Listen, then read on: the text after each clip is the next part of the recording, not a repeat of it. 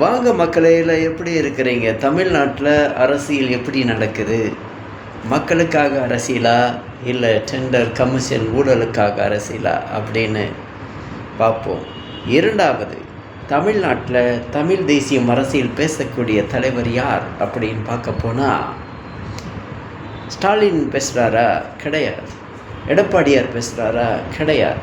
தோல் திருமாவளம் பேசுகிறாரா? கிடையாது. வைகோ பேசுகிறாரா? கிடையாது. கமல் பேசுகிறாரா? கிடையாது. சரத்குமார் பேசுகிறாரா? கிடையாது. பிஜேபி பேசுதா? கிடையாது. காங்கிரஸ் பேசுதா? கிடையாது. அப்போ விஜய் பேசுகிறாரா? டிவிகே விஜய் கிடையாது. அவர் தான் முற்றிலும் பேசலை. அப்போது யாரா பேசுகிறாங்க அப்படின்னு நாங்கள் நோட் பண்ணி பார்த்ததில் ஒரே ஒரு சிங்கத்தமிழன், மானத்தமிழன், ஒரு சீட்டு அரை சீட்டு துண்டு சீட்டுக்கு விலை போகாதவன், தமிழர்களை அடமானம் வைக்காதவன், தமிழ் இனத்துக்காக, இலங்கை மக்களுக்காகவும் தமிழ் மக்களுக்காக போராடுகின்றவர். இப்போ இருக்கிற அரசியல்வாதியெல்லாம் உங்களுக்கு தெரியும், அரை சீட்டு துண்டு சீட்டு ஜாதி கட்சி வச்சுக்கிட்டு பெட்டிக்கு ஆசைப்பட்டு வாழ்ந்துட்டுருக்கிற காலத்தில் தமிழ் மக்களுக்காக நிற்கிற ஒரே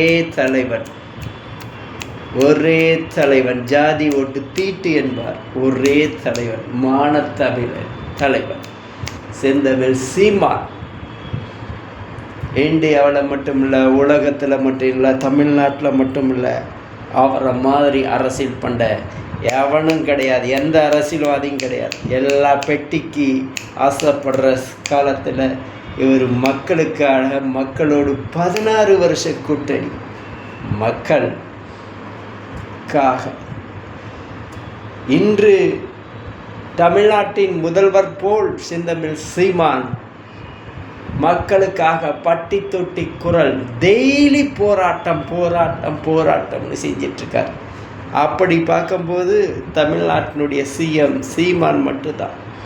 ஏன் எவன் ஒருத்தன் தமிழ் மக்களுக்காக, மண்ணுக்காக, மொழிக்காக, இயற்கை வளத்துக்காக களத்தில் இறங்கி வேலை செஞ்சிட்ருக்கானோ டெய்லி, அவன் மட்டும்தான் தமிழ்நாட்டினுடைய சிஎம்.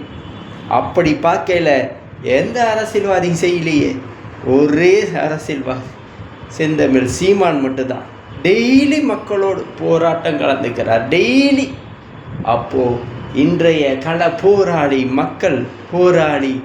மக்களின் முதல்வர் செந்தமிழ் சீமான் மட்டும்தான். இப்போது 2015 வருஷமாக மக்களுக்கு முதல்வர் செந்தமிழ் சீமான் மட்டும்தான், வேறு எவனும் கிடையாது.